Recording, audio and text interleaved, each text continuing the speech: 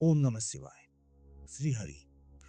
तमेव माता च पिता तमेव, तमेव बन्धु च सखा तमेव, तमेव विद्या द्रविडं तमेव, तमेव सर्वं मम देव देवा। ओम नमः शिवाय। शिव ही अनंत है, शिव ही सत्य है। शिव पुराण की इस पावन कथा में आपका स्वागत है। जहाँ सृष्टि का आरंभ मौन से हुआ, जहाँ शब्द से पहले चेतना थी और चेतना के स्वामी थे महादेव। आइए आज हम शिव महापुराण का 5वां अध्याय प्रारंभ करते हैं। आज का प्रमुख शीर्षक है चंचुला के प्रयत्न से पार्वती जी की आज्ञा पाकर तुम्बरुका विद्वंता पर्वत पर शिव पुराण की कथा सुनाकर बिंदु का 50 योनि से उद्धार करना तथा उन दोनों दंपति का शिवधाम में सुखी होना। सूजी बोले, सोनक, एक दिन परमानंद में निग्न हुई चंचुला ने उमा देवी के पास जाकर प्रणाम किया और दोनों हाथ जोड़कर वह उनकी स्तुति करने लगी। चंचुला बोली, गिरिराज नंदनी स्कंद माता उमे, मनुष्यों ने सदा आपका सेवन किया है। समस्त सुखों को देने वाली शंभु प्रिय आप ब्रह्मा स्वरूपणी हैं। विष्णु और ब्रह्मा आदि देवताओं द्वारा सेव्य है। आप ही सुगुणा और निगुणा हैं तथा आप ही सूक्ष्म सच्चिदानंद स्वरूपणी हैं। आगा प्रकृति है, आप ही संसार की सृष्टि, पालन और संहार करने वाली है। तीनों गुणों का आश्रय भी आप ही है। ब्रह्मा, विष्णु और महेश्वर, इन तीनों देवताओं का आवास स्थान तथा उत्तम प्रतिष्ठा करने वाली पराशक्ति आप ही है। सूची कहते हैं, सोनक, जिसे सदगति प्राप्त हो चुकी थी, वह चंचुला इस प्रकार महेश्वर पत्नी उमा की स्तुति करके सिर झुकाए चुप हो गई। उसके नेत्रों में प्रेम के आंसू उमड़ पड़े थे। तब करुणा से भरी हुई शंकर प्रिया भक्त वत्सला पार्वती देवी ने चंचुला को संबोधित करके बड़े प्रेम से इस प्रकार कहा। पार्वती बोली, सखी चंचुले, सुंदरी, मैं तुम्हारी हुई इस स्तुति से बहुत प्रसन्न हूं। बोलो, क्या वर मांगती हो? तुम्हारे लिए मुझे कुछ भी अदेय नहीं है। चंचुला बोली, निष्पाप गिरिराज कुमारी, मेरे पति बिंदुक इस समय कहाँ है? उनकी कैसी गति हुई है यह मैं नहीं जानती। कल्याणमयी दीन वत्सले, मैं अपने उन पति देव से जिस प्रकार संयुक्त हो सकूं वैसा ही उपाय कीजिए। महेश्वरी महादेवी, मेरे पति शूद्र जाति वेश्या के प्रति आसक्त थे और पाप में ही डूबे रहते थे। उनकी मृत्यु मुझसे पहले ही हो गई थी। न जाने वे किस गति को प्राप्त हुए हैं। गिरजा बोली, बेटी, तुम्हारा बिंदुक नाम वाला पति बड़ा पापी था। उसका अंतःकरण बड़ा ही दूषित था। वेश्या का उपभोग करने वाला वह महामूढ़ मरने के बाद नरक में पड़ा। अगणित वर्षों तक नरक में नाना प्रकार के दुख भोग कर वह पापात्मा अपने शेष पापों को भोगने के लिए विद्वंता पर्वत पर पिचास हुआ है। इस समय वह पिचास अवस्था में ही है और नाना प्रकार के कलेश उठा रहा है। वह दुष्ट, वह वही वायु पीकर रहता और सदा सब प्रकार के कष्ट सहता है। सूजी कहते हैं, सोनक, गोरी देवी की यह बात सुनकर उत्तम व्रत का पालन करने वाली चंचुला उस समय पति के महान दुख से दुखी हो गई।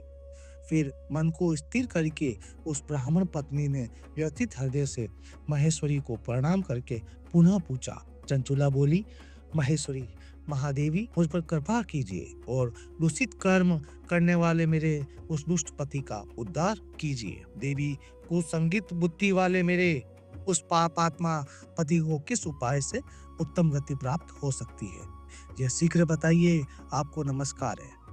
पार्वती ने कहा, तुम्हारा पति यदि शिव पुराण की पुण्यमय उत्तम कथा सुने तो सारी दुर्गति को पार करके वह उत्तम गति का भागी हो सकता है।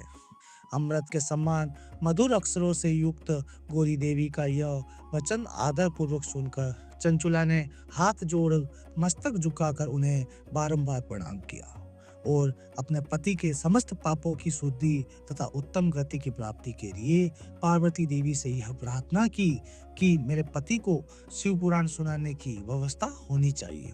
उस ब्राह्मण पत्नी के बारंबार प्रार्थना करने पर शिवप्रिया गौरी देवी को बड़ी दया आई उन भक्त वत्सला महेश्वरी गिरिराज कुमारी ने भगवान शिव की उत्तम कीर्ति का गान करने वाले गंधर्व तुम्बरु को बुलाकर उनसे प्रसन्नता पूर्वक इस प्रकार कहा, तुम्बरु, तुम्हारी भगवान शिव में प्रीति है।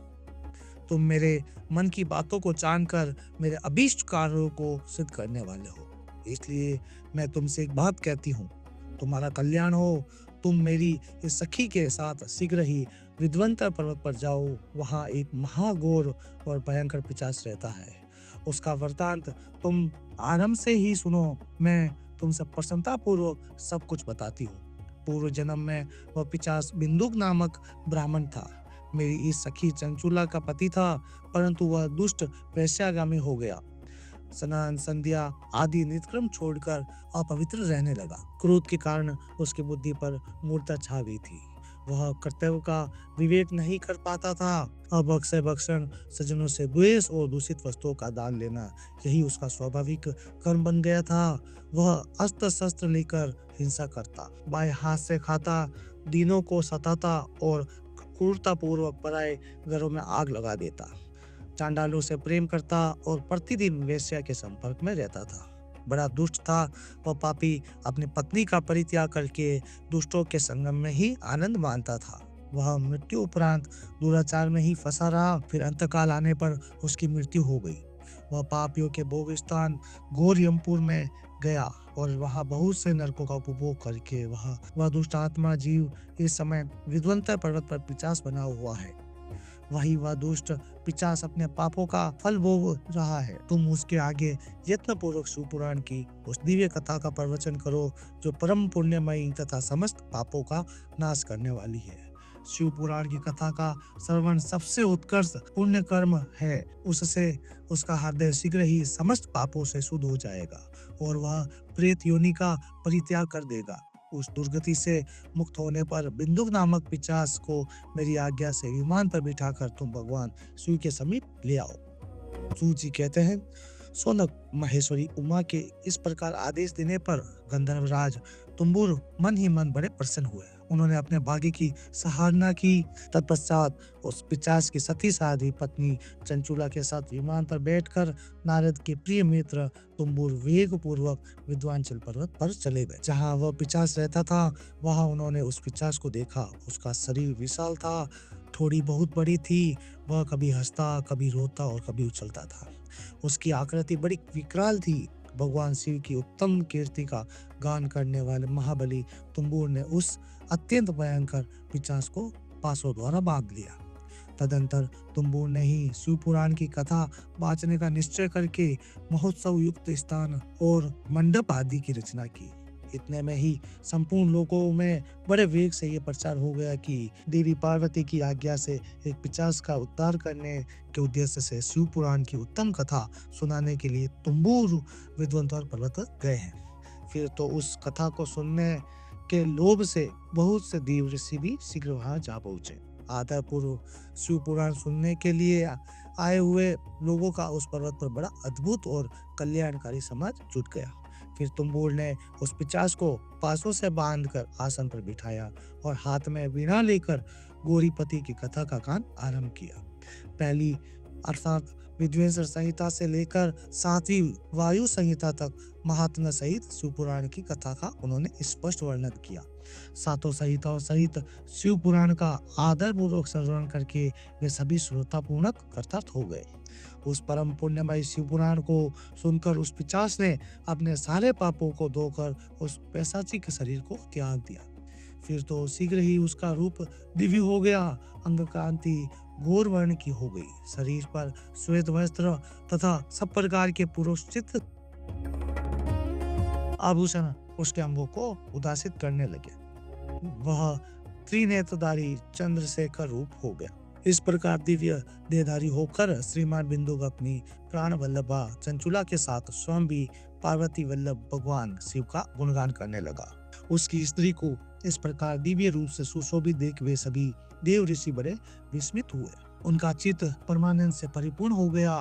भगवान महेश्वर वह अद्भुत चरित्र सुनकर वे सभी श्रोता परम कृतार्थ हो प्रेम पूर्वक श्री शिव का यशोगान करते हुए अपने अपने धाम को चले गए। दिव्य रूपधारी श्रीमान बिंदु भी सुंदर विमान पर अपनी प्रीतमा के पास बैठकर सुखपूर्वक आकाश में स्थित हो बड़ी शोभा पाने लगा। तदंतर महेश्वर के सुंदर एवं मनोहर गुणों का गान करता हुआ वह अपनी प्रीतमा तथा तुम्बुल के साथ शीघ्र ही शिवधाम जा पहुंचा। वहां भगवान महेश्वर तथा पार्वती देवी प्रसन्नतापूर्वक बिंदु का बड़ा सत्कार किया और उसे अपना पार्षद बना लिया। उसकी पत्नी चंचुला पार्वती जी की सखी हो गई। उस घनीभूत ज्योति स्वरूप परमानंदमय सनातन धाम में अविचल निवास पाकर वे दोनों दंपति परम सुखी हो गए। ओम नमः शिवाय। पंचम अध्याय समाप्तम।